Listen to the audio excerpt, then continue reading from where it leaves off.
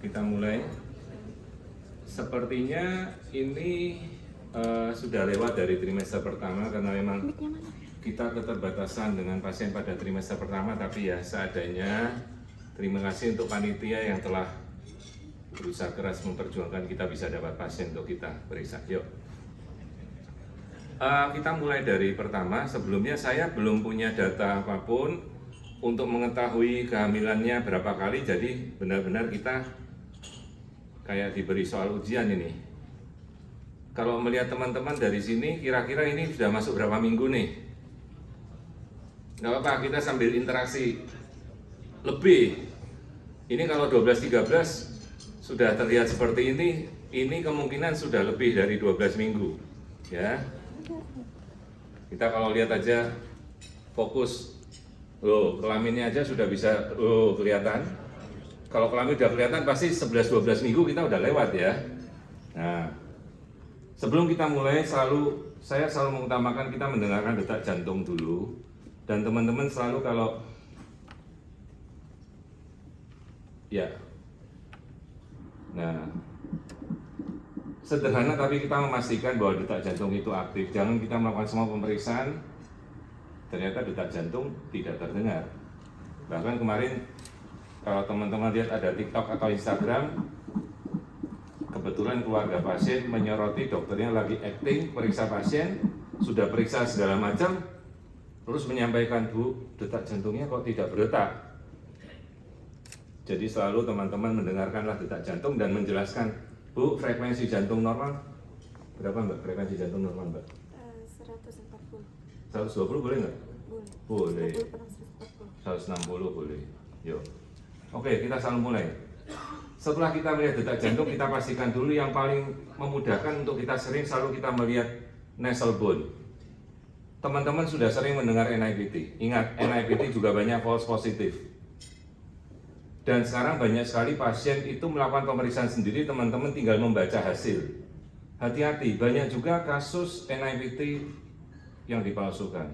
Saya sudah mendapatkan beberapa kali, dan itu oleh oknum dilakukan dengan melakukan PDF editor. Jadi jangan pernah percaya hasil NIPT, pastikan dulu, tulang hidungnya ada. Selalu cek nasal bone. Tulang hidung Mbak untuk dicek. Nah, tulang hidung untuk kita cek, untuk melihat apakah ada suatu sindrom genetik. Sambil kita melihat, ada ketebalan apa di daerah kutis, edem di depannya, ya. Apakah ada sharp edem atau tidak? Nah, kita bisa perbesar, ya, seperti ini. Nah,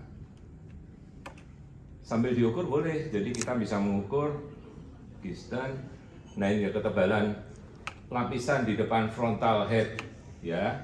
Tuh, tidak ada ketebalan karena hati-hati kadang-kadang kita bisa melihat adanya suatu kasus edem, ya. Ini kalau pas lagi kebetulan di depan, ya kita bisa ambil. Tidak apa-apa, teman-teman pasti sudah sering mendapatkan alat-alat yang sophisticated. Kebetulan ini bayinya menghadap ke depan, kenapa tidak? Kita lakukan pemeriksaan ini, ya. Teman-teman bisa dapatkan pemeriksaannya seperti ini. Ibunya nggak bisa ngelihat ya gambarnya ya sudah nggak apa-apa. Hidung, bibir kita bisa pastikan semuanya berjalan dengan normal. Di sini kita ada fasilitas, bukan saya mempromosikan alatnya, tapi kita bisa memakai source lights atau sumber cahaya. Nih bisa kita rotasikan semuanya, bahkan sumber cahayanya bisa kita mainkan, namanya High Definition Live Studio. Dia bisa memakai beberapa arah sumber cahaya. Oke lah, ini membantu, apalagi sekarang sudah ada artificial intelligence. Ya kalau teman-teman ingin cari kasus-kasus yang aneh-aneh atau apa, edukasi bisa cari YouTube, saya banyak kok. Tinggal nanti cari silakan. Ya, di situ saya sudah mengulas. Saya juga sudah mempublikasikan beberapa artikel tentang artificial intelligence untuk bagaimana kita melihat wajah bayi, ya. Dan ingat, apapun itu kita harus tahu bahwa sekalipun kita punya AI itu tidak bisa kita fungsikan kalau kita tidak menguasai. Jadi kalau bayinya ada suatu kondisi kelainan, begitu di AI kelainannya hilang. Ya, oke, ini wajah semua kita sudah lihat. Sekarang kita kembali ke pemeriksaan rutin. Nah sekarang, kalau kita mau melihat nuchal thickness itu sudah pemeriksaan yang sangat baku pada level basic teman-teman harus sudah tahu ya. Levelnya kita bisa ngukur. Tapi harus ukurannya kan harus dalam posisi dia benar-benar horizontal. Ini hiperekstensi dari lehernya ya. Jadi kita harus mengukur kalau dalam posisi bayi, ayo nak. Ini bayinya malah hiperekstensi. Nah ini batasnya. Ada yang memakai ketebalan NT itu 3 mm ya. Ya enggak apa-apa. Saya waktu dari pemeriksaan NT yang pernah saya dalami, kita memakai di batas 2,5 agar lebih banyak memasukkan kasus-kasus, jadi kita nggak lolos ya. Ini bagian NT ya, tidak perlu kita ukur, boleh saja kalau misal kita mau. NT kembali ke first trimester, nuchal thickness. Nah kita lihat. Dan sekarang ketebalan NT itu langsung alat yang otomatis mengukur ya, tidak perlu kita repot-repot lagi. Ya, tuh. Kemudian ada juga istilah namanya intrakranial translusensi. Pernah dengar ya? Ini namanya intrakranial translusensi. Dia menjadi penanda kalau ada kasus-kasus seperti spina bifida atau absen dari cisterna magna. Ya. Jadi ini namanya intrakranial translusensi. Jadi kalau sampai intrakranial translusensinya ini hilang, hati-hati kasus spina bifida. Tanpa kita harus melihat kondisi bagaimana spine-nya ya. Oke. Nah, sekarang kita sudah melihat bagian depan. Kalau kardiak lebih tajam enggak? Coba kita lihat. Nah. Tadi yang tadi saya di workshop sebelah saya selalu menjelaskan kalau kita bisa lakukanlah pemeriksaan toxto, rubella, semua TOX dengan lengkap. Karena seringkali terjadi kasus-kasus infeksi dalam trimester pertama kehamilan. Terutama yang mau kita lihat itu struktur dari bola mata, ini lensa mata ya. Teman-teman selalu lihat, oh lensa mata bening. Kasus-kasus katarak kongenital, lensa matanya jadi keruh tuh sering kita jumpai, tapi kita lolos ya. Kasus toxoplasma sitomegalovirus sudah banyak sekali. Nih, lensa mata bening ya. Nah kemudian kita lihat bagian dari otak. Perhatikan kalau di bagian kepala strukturnya sudah mulai seperti struktur dewasa, artinya ini sudah lewat dari 12 minggu. Ini plexus choroideus sudah mulai peralihan ya, ini plexus choroideus. Dia nanti jadi cortex cerebri dewasa. Ya, ini masih kita bisa lihat. Ini ventricle kanan, ventricle kiri. Ini bagian sekat tengah ya, bagian vas pemisahnya interhemisfer seimbang ya. Terus kalau misalnya teman-teman mau melihat strukturnya, kita bisa memakai tomographic ultrasound imaging. Jadi langsung sekali sweep, langsung alat itu yang membuatkan kita mau pakai berapa potongan ya. Nah, seperti ini. Nah, pernah memakai alat dengan ini TUI namanya. Di semua alat rata-rata sudah ada kok ya. Nah, begitu. Jadi kita bisa lihat kalau bagiannya atas ini kan bola mata. Nah, kita bisa geser pelan-pelan ya. Mau dihitung berapa size-nya berapa. Saya sih ambil size-nya biasa agak tipis. Ketebalannya mungkin sekitar 7 mm gitu. Nah, ini kita bisa geser. Terus kita tampilkan dua gambar begini. Nah, ya. Ini namanya tomografi ultrasound imaging. Jadi kita bisa melihat otak kanan, otak kiri, semuanya simetris. Nah, ini bagian mata, bola mata yang tadi kita lihat strukturnya ya, jernih. Itu ya.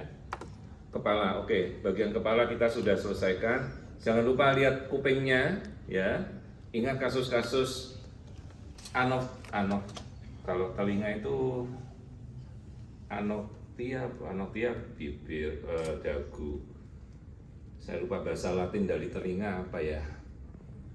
Ada tahu teman-teman bahasa Latin dari telinga? Kasus-kasus di mana bayi tidak mempunyai telinga? Ada yang tahu? Masih cari di ChatGPT nih. Ya, tapi kita harus melihat pakai bahasa Indonesia aja. Telinga ini ada kiri, ini ada telinga kanan, ya. Nih. Telinga ada. Karena kasus-kasus bayi tanpa telinga juga sering kita temukan. Oke, sekarang kita turun ke bawah. kita turun ke leher. Apa yang teman-teman mau lihat? Boleh sambil nyalakan Doppler. Kalau kita bisa melihat, nah, kadang kalau kita bisa melihat percabangan 3 pembuluh darah ke arah kranial, di arah ini kita bisa melihat ya, tapi masih terlalu awal untuk kita melihat. Ya. Nah, sambil kita melihat bagian yang untuk menelan esofagus. Karena kalau kita temukan kantung atau pos di sini, hati-hati kasus tanpa kita melihat lambung dulu ya. Ini lambungnya kita tutup, jadi kita geser begini. Nah, kan kita nggak tahu lambung. Teman-teman kalau sampai melihat di sini ada pouch atau kantung, hati-hati esophageal atresia ya. Jadi dia tidak bisa menelan. Tapi sekarang begitu kita geser, lambungnya ada, artinya jelas fungsi menelannya bayi bagus. Oke, kita matikan Dopplernya dulu, kemudian kita dalam posisi memanjang longitudinal. Jantung ada di rongga dada. Kemudian batasnya di sini adalah diafragma, perhatikan ini diafragma, kupula. Nah, lambung ada di bawahnya. Jangan sampai lambung naik ke atas ya. Ingat, batasnya harus selalu di bawah diafragma. Hernia diafragma kasusnya banyak, dan banyak sekali kasus-kasus yang saya temukan dikatakan normal, dan kadang-kadang pasien datang tanpa diketahui ada kelainan, ditemukan lambungnya bergeser ke arah rongga dada. Oke, ini potongan longitudinal. Nah, sekarang kita putar potongan transversal, kita hanya melihat jantung saja. Ayo kita perbesar. Nah, lambung ada di kiri. Ya, kita ke jantung. Selalu saat teman-teman melakukan pemeriksaan, kita harus bisa memperlihatkan, Bu, 4 ruang jantung, jantungnya oke, ya. Ini jantung kanan, ini jantung kiri, sebutkan yang mana bilik, yang mana serambi. Teman-teman kalau mau memperlihatkan left outflow, aduh, bayinya muter-muter. Ayo diam nak, kita mau pamerkan jantungmu dulu. Nah, diam ya nak. Kita naikkan kontrasnya. Jadi teman-teman kalau melihat jantung, kita harus mainkan di kontras. Nah ini, ya 4 chamber. Katup kanan, katup kiri harus sejajar. Kalau tidak sejajar, pada kasus-kasus Eisenmenger syndrome, biasa katup kanannya jatuh ke bawah, selisihnya bisa lebih dari 10 mm. Ya. Nah ini 4 chamber, jadi ini ventrikel kiri kanan sekat. Kita harus cari ya. Foramen ovale, lihat proses membukanya katup. Foramen ovale membuka dari atrium kanan ke kiri atau kiri ke kanan. Teman-teman ada yang tahu? Boleh sambil kita interaktif. Ayo, foramen ovale dari atrium kanan ke kiri atau ke kiri ke kanan? Kanan ke kiri. Yuk, kita nyalakan aliran darah. Ya, saya biasa memainkannya dual, jadi satunya saya bisa melihat di sebelah kiri, hanya nanti kan matanya kayak mata kuda, satu ke kiri, satu ke kanan. Ya, sambil jantung kita lihat. Nah, kita pelan-pelan lihat. Oke, ini dari 4 chamber, katup tricuspid, katup mitral, oke, foramen ovale. Kemudian pelan-pelan teman-teman ambil 3 vessels. Nah, ini dia daerah 3 vessels. Nah, 3 vessels. Ya. Oke. Ini kita belum menentukan usia kehamilannya ya, nanti kita lihat dulu. Karena kalau teman-teman bisa dapat kasus yang 14-15 minggu, pemeriksaan yang mungkin dilakukan pada screening trimester kedua, teman-teman bisa arahkan ke trimester pertama juga. Seperti ini misalnya kita mau trimester pertama, saya sudah melakukan screening untuk trimester kedua pada pasien trimester pertama, kenapa tidak ya? Dan untuk pemeriksaan jantung ya, kita harus selalu semuanya gambar itu di tengah dan benar-benar menguasai seluruh layar. Saya sering dapat pemeriksaan jantung dikatakan 4 chamber view, tapi gambarnya sudah kecil, dibagi 4, udah dibagi 4, gambarnya lebih kecil lagi. Bagaimana kita mau melihat jantung dengan teliti ya? Oke. Nah, sekarang kita lanjut. Oh ya, teman-teman boleh kalau mau mengukur dok, kita mengukur aksis jantung. Nah, kalau kita tampilkan dengan generic measurement, kita bisa pakai angle ya di sini. Ini batas sudutnya dari spine ya. Tarik aja. Kemudian angle to angle mana Mbak? To angle ya, to line ya. Nih. Nah, seperti ini. Kemudian kita arahkan persis di arah crux. Nah, ini dia. Itu ya. Tinggal 180 dikurangi 134 berapa tuh? 50 sekian ya. Antara 45 sampai 60 angel axis dari jantung ya. Biasa dia arahnya ke kiri. Itu kalau kita mengukur aksis.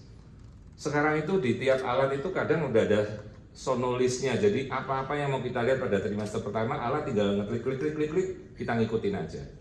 Oke, jantung sudah, kita ke pencernaan. Setiap pemeriksaan teman-teman harus melihat lambung ya. Lambung harus dapat. Dengan lambung terisi, artinya bayi bisa menelan ya. Atresia oesophagus kita sudah singkirkan, atresia duodenum kita sudah singkirkan. Nih. Nah, kemudian kita perbesar sedikit. Sekedar ilustrasi kalau kita melihat ini vena porta di sini ya. Kalau kita mau lihat color dulu, gede.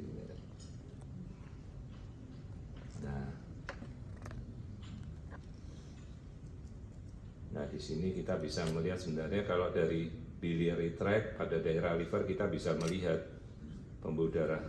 Tapi bisa kita pakai Doppler atau kembali ke rutin dulu.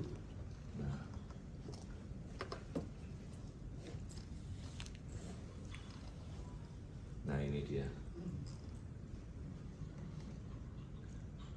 Nah, ini daerah liver. Jadi teman-teman akan bisa melihat seperti gambaran seperti apa ini, pohon cemara begini ya. Ini pada daerah liver. Kadang-kadang kalau teman-teman tidak melihat kasus-kasus seperti ini, traktus biliaris atresia, itu kita tidak bisa melihat aliran darah seperti ini ya. Tuh sering kita lihat biliary tract ini, ingat ini baru awal trimester kedua, masih kecil sekali. Oke. Nah, sekarang kita sudah sampai, perhatikan itu dua arteri apa yang melingkari bladder. Jangan lihat burungnya. Tuh burung tuh. Arteri apa? Umbilicus. Jadi dua arteri untuk kita menyingkirkan diagnosa single umbilical artery ya. Jadi teman-teman kalau mau melihat single umbilical artery, lari aja ke sini nih. Lihat, selalu dia melingkari bladder. Itu cabangnya dari arteri femoralis nanti dia ya. Dok, apakah kita mau mengukur aliran darah? Boleh kalau kalian mau latihan. Tapi terus jangan diomongin, Bu, aliran darahnya indeks resistensinya tinggi sekali. Wah, hebat benar. Ingat, indeks resistensi arteri umbilicus dia mengikuti aliran darah low setelah sekitar trimester ketiga. Kalau pada trimester pertama semuanya masih tinggi ya. Kemudian kita lihat, ini bladder. Bu, bladdernya ada, artinya bayi bisa berkemih. Nanti pasien tanya, loh dok, pasien itu bayinya memang kencing? Lah iya, boleh kencing di dalam, memang dia kencing dan minum. Maka semua pencernaan kita udah lihat ya. Bladder harus dilihat, umbilical artery bladder harus dilihat. Dok, anus bisa kelihatan. Kalau teman-teman punya kesempatan untuk melihat anus, cari, karena kasus-kasus atresia ani banyak. Ya, ini resolusinya oke. Jadi kita mau cari anus kadang-kadang dapat, tapi ini masih kecil banget. Oke, yuk kita sudah cek semua. Yuk kita ke tulang belakang.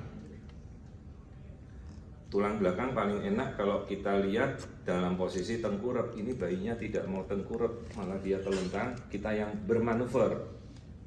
Jadi teman-teman, dulu kalau saya belajar dari guru-guru saya sambil mengikuti. Guru saya cuma diem. Saya hanya melihat bagaimana tangannya bergerak dan tangan kiri guru saya itu dia mainkan di alat. Jadi seperti dua tangan teman-teman itu punya mata, dan itu butuh proses latihan ya. Jadi kita nggak sedikit-sedikit ngelihat ke arah alat. Lah kita ngarah alat, bayinya sudah gerak duluan ya. Karena bayi itu dinamis seperti ini ya. Nah ini saya mau coba ambil tulang belakang, tapi dia gerak terus. Nah terus dari sini kita bisa atur. Kita paskan dulu, sayangnya ini kalau, nah coba kita lihat begini. Nah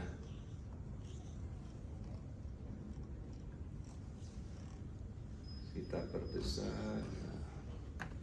Jadi kalau kita mau lihat tulang belakang, nah begitu ya, diputar. Nah ini tulang belakangnya ya. Teman-teman punya alat yang sofistike, jangan cuma pameran untuk ngeliatin wajah bayi. Ternyata tulangnya skoliosis, jantungnya bocor nggak ketahuan ya. Semua difungsikan alat-alatnya. Oke, tulang kita sudah lihat. Tadi kita sudah pamerin alat untuk mengukur uterina. Kemudian, nah jangan lupa kita bicara tentang topik preeklamsi. Kita masuk ke sini. Arteri apa ini? Arteri iliac vessels. Kemudian dia akan masuk ke dalam cabang dari arteri iliac interna, uterine artery. Ingat, kita masih melakukan pemeriksaan standar dengan mengukur arteri uterina. Dia ada dua sisi. Pada pengukuran arteri uterina pada sisi plasenta, dia akan selalu lebih rendah. Ada sekarang mereka sudah memakai pengukuran arteri optalmika pada ibu. Ya tentunya itu belum standarisasi. Mata ditekan. Propnya mau pakai prop yang mana? Bukan prop transvaginal besar-besar kita tekan juga ya. Dan saya pernah dulu negur salah seorang dokter umum yang jujur bukan kompetensinya memain di TikTok dan mempamerkan cara pemeriksaan untuk arteri optalmika. Dan saya cuma berbicara, tolong ajari saya bagaimana meriksanya, saya ingin belajar dari Anda. Malah aku dikirimi paper-paper yang lain, loh iya, paper aku ya nulis kok. Ya itulah, maka kadang-kadang kita nggak tahu begitu. Nah sekarang kita coba melihat, nah ini kita mau cari arteri uterina, nah seperti ini. Set. Bisa enggak? Jadi pada perpecahan arteri uterina, dia menyilang arteri iliaca persis di atasnya. Nah seperti ini. Bisa nggak kita tampilkan secara 3 dimensi? Accept, breast body. Nah, kemudian kita perbesar begitu.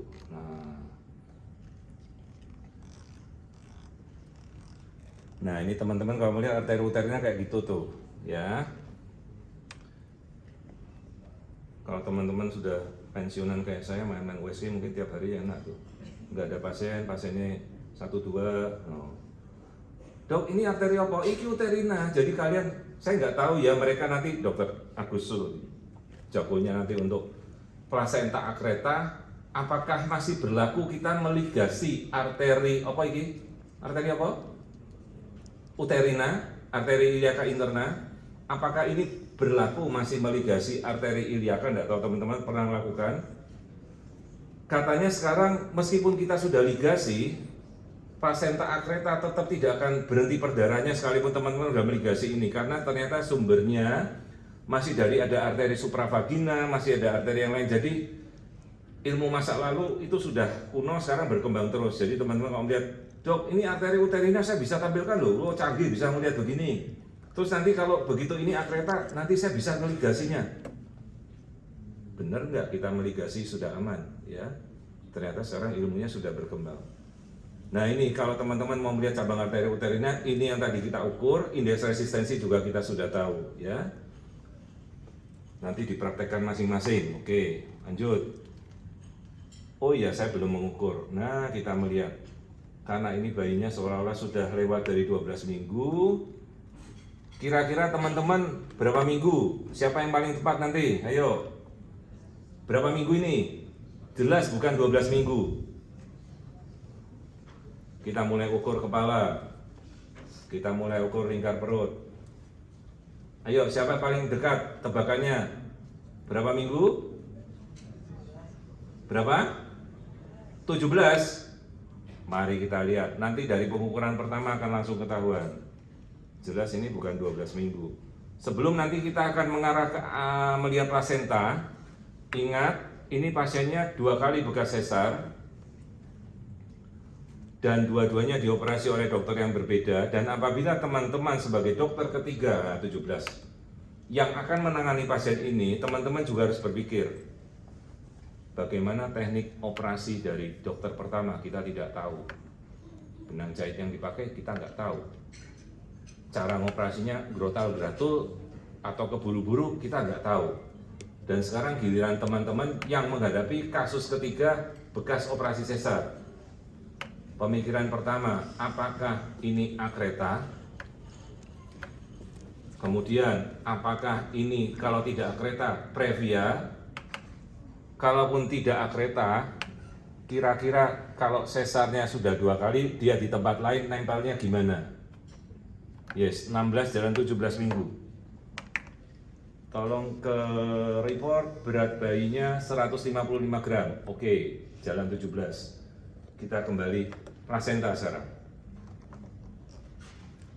Nah, teman-teman kalau mau melihat, Mbak bantu aku tampilkan bagaimana kita melihat 3 dimensi plasenta. Ayo. Nah, kalau yang tadi ditampilkan ya oleh Dokter Agus itu kasus-kasus akreta. Nah, kenapa? Ya. Nah, kita bisa melihat seperti ini batasnya. Nah, kita masuk.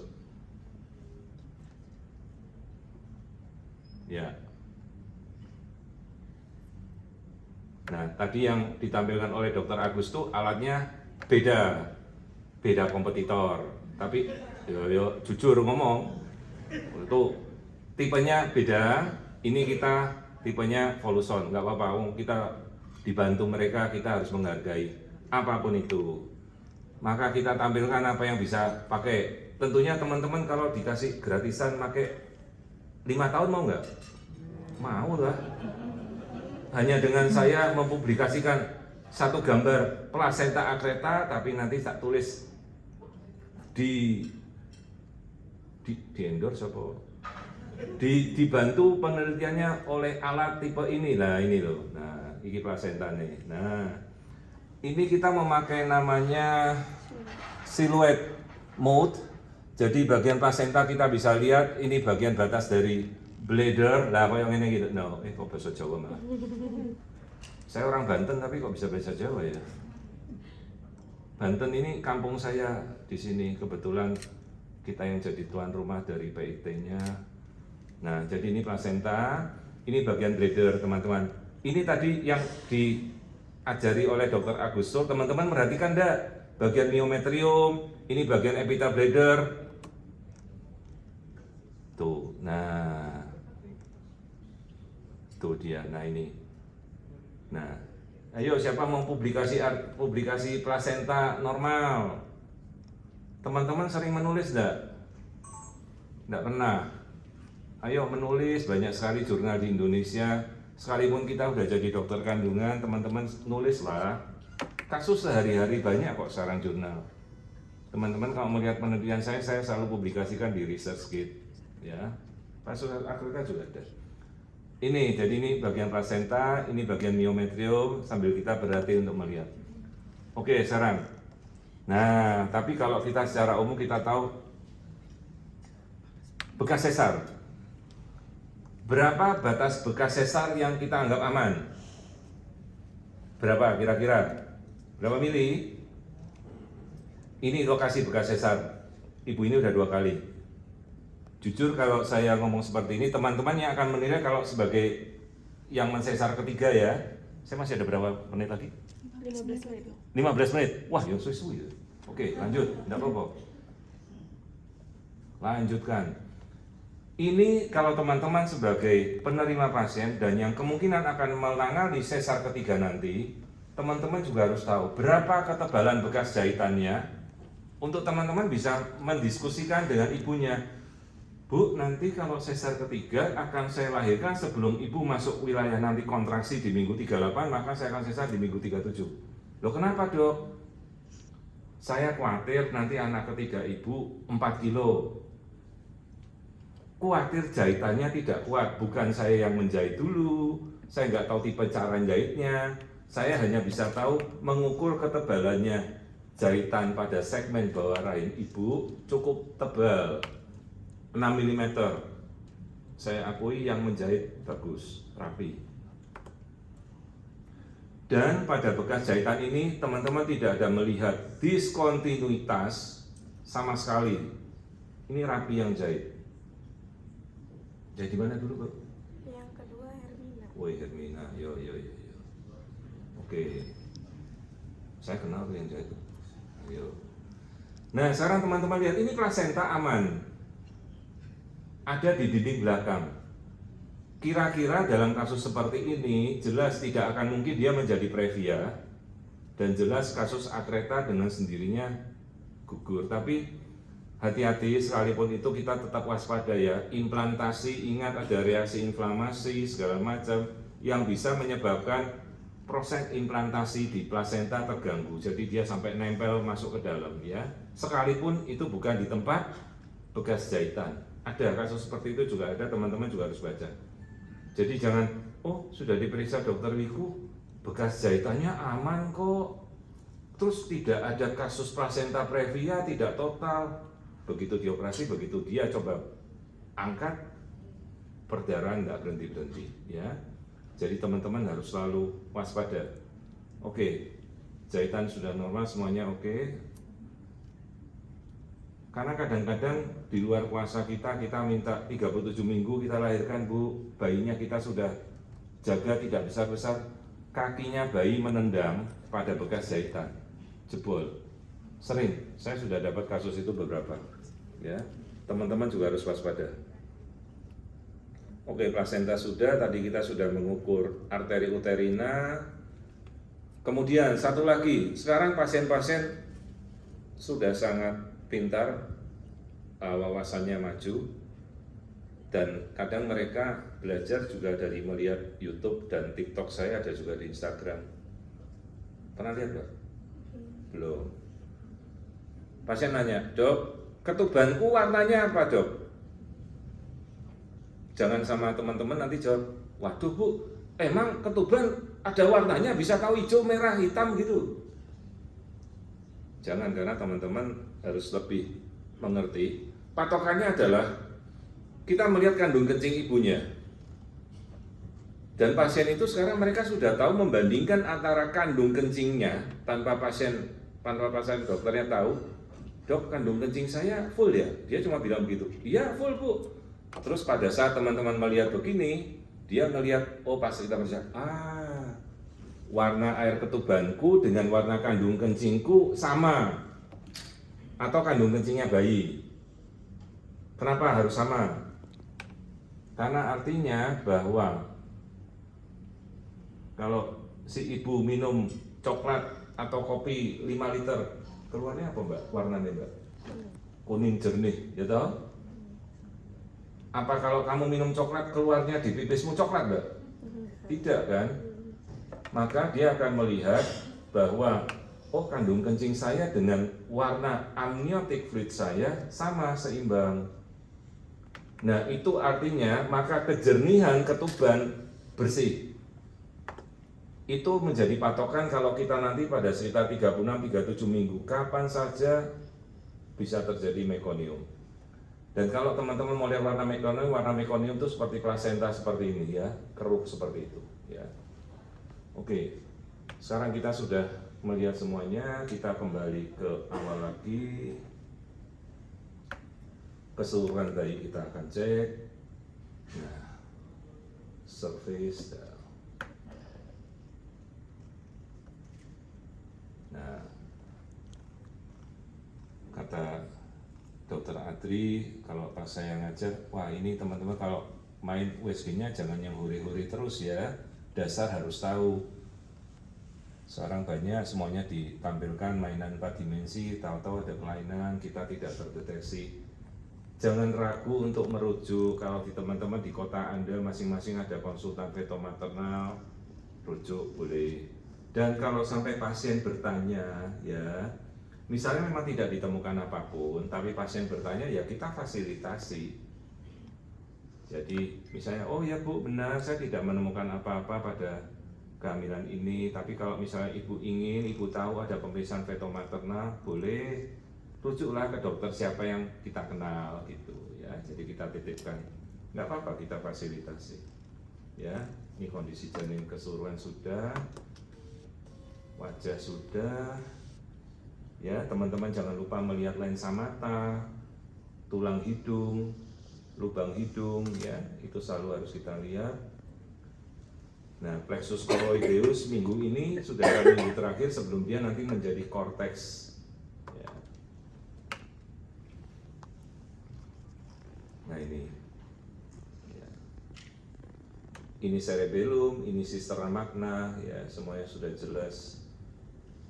Tadi saya baru mengajar di workshop IceWalk tentang fetal neurologi, tapi tentunya kalau kita melihat suatu kelainan, terutama kelainan malformation dari korteks, kita akan melihatnya setelah 20 minggu.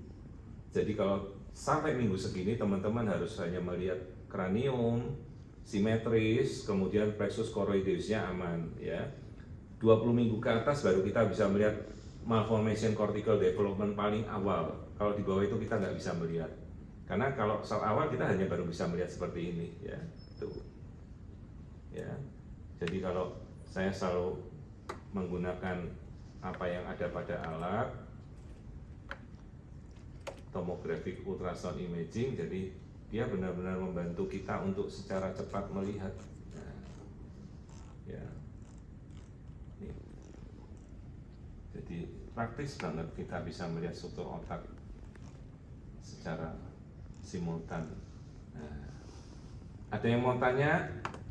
Pengukuran arteri sudah, apalagi tulang belakang, coba kita lihat kembali skeleton.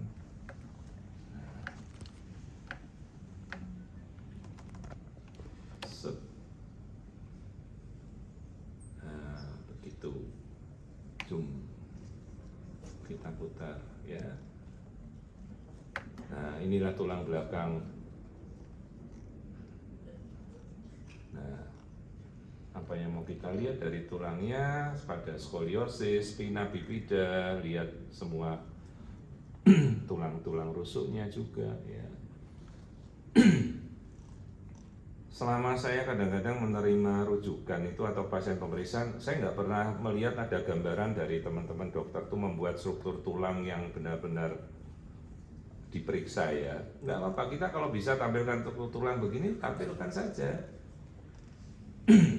Satu lembar foto itu kan cuma Rp500, teman-teman. Kalau ngeprint pakai printer Epson apa-apa, satu lembar berapa rupiah? Tapi kita bisa dokumentasikan ya. Dan itu kita benar-benar butuh berlatih. Semakin kita berlatih, semakin kita perfect. Oke. Nah, sekarang misalnya kita mau melihat aliran darah, bisa kita pakai Doppler kembali, tali pusat. Nah, di sini.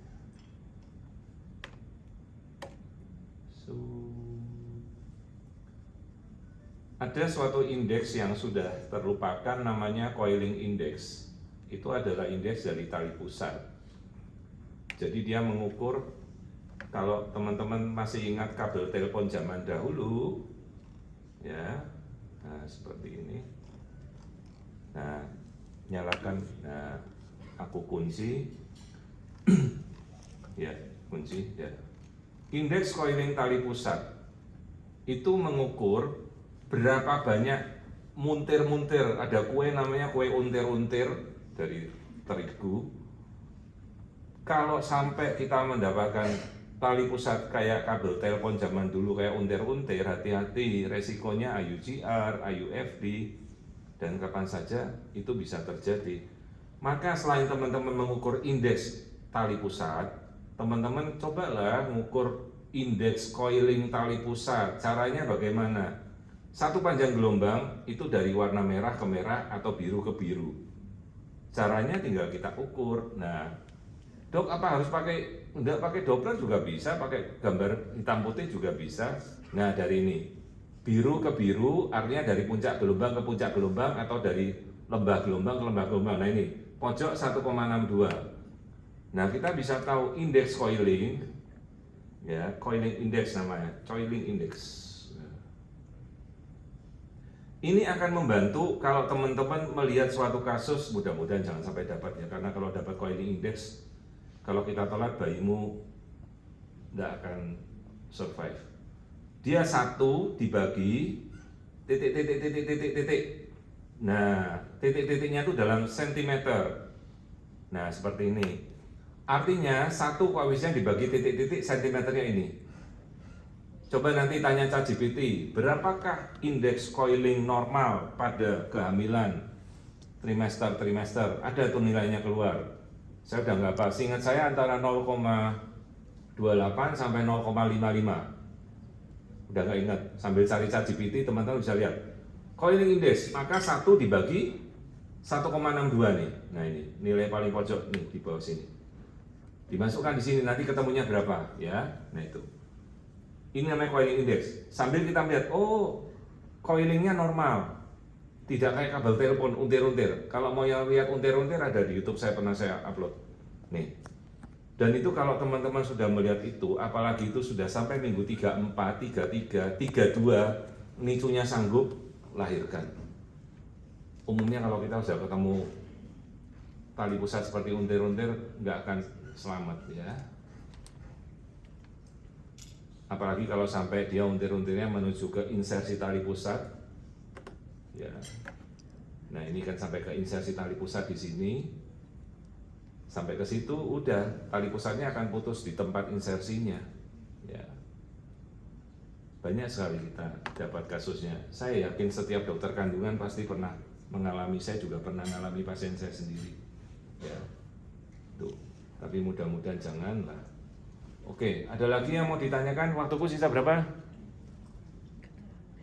Masih ada? 2 menit lagi. Nah, kita sudah lihat ini ya teman-teman, kalau mengukur nuchal thickness dalam posisi seperti ini bisa, pokoknya posisinya longitudinal dan bayi harus netral. Ya, semua kayaknya sudah kita kupas. Oh ya, warna usus. Dok, yang seperti hyperechoid bowel itu kayak apa sih? Ingat, ini warna putihnya tulang. Ini warna putihnya usus. Ini warna air ketuban. Ini warnanya plasenta. Warna usus tidak boleh seputih warna tulang. Itu namanya hyperechoid bowel. Nah, teman-teman sudah melihat bladder. Oh, bladder ada. Perlu dok, cari ginjal. Ini ginjal. Boleh nggak apa-apa cari ginjal. Nah, itu ginjal kiri. Nah, kita pindah ginjal kanan. Nah, atau kita pakai 2 sisi langsung. Potongannya koronal. Koronal itu artinya seperti kita bikin file. Nah, bikin file nggak? Bikin file ikan. Disayatnya pakai pisau yang sangat tajam. Nah, kita menyayat potongan file. Nah, ini koronal. Nah ini ginjal kiri, ginjal kanan, ya kita sudah temukan. Nah ini dia, ya. Jadi teman-teman jangan lihat air ketuban sedikit selalu ngomongnya, Bu nanti minumnya harus banyak. Hati-hati Mas, Mbak, sekarang pasien pintar, mereka bisa tanya dokter kalau mereka berani ya. Dokter nggak ngelihat ginjal anak saya ya dok. Aku disuruh minum bergentong-gentong, ini kan pengaruh dok. Nah ginjal anak saya ada nggak? Ternyata agenesis kidney, ya, termasuk mereka sekarang sudah melihat tahu, waduh dok air ketubannya banyak, pasien yang bilang begitu, dokternya ngomong, itu mah kencingnya bayi aja bu, bayinya gede, kencingnya banyak. Terus pasien tanya, dokter melihat lambung anak saya ada nggak dok? Bukannya itu Down syndrome dok, lambungnya nggak ada, kan berarti ususnya nggak nyambung, toh? Atau dok, bukannya itu atresia oesophagus? Pasien bisa ngerti ya mbak sekarang? Waktu habis, oke. Termasuk jangan ngomongin bayinya pesek bu, tapi bapaknya memang pesek. Pasien nanya, dok, tulang hidung anak saya ada nggak dok? Begitu dicek, Down syndrome, tulang hidungnya nggak ada, ya. Jadi semua teman-teman harus bisa melihat itu dengan baik. Oke. Trimester pertama screening, sebenarnya ini udah trimester kedua awal screening, tapi nggak apa-apa karena kita dapatnya pasien ini tapi lebih memadai. Selanjutnya Dr. Agus Sul mendemokan tentang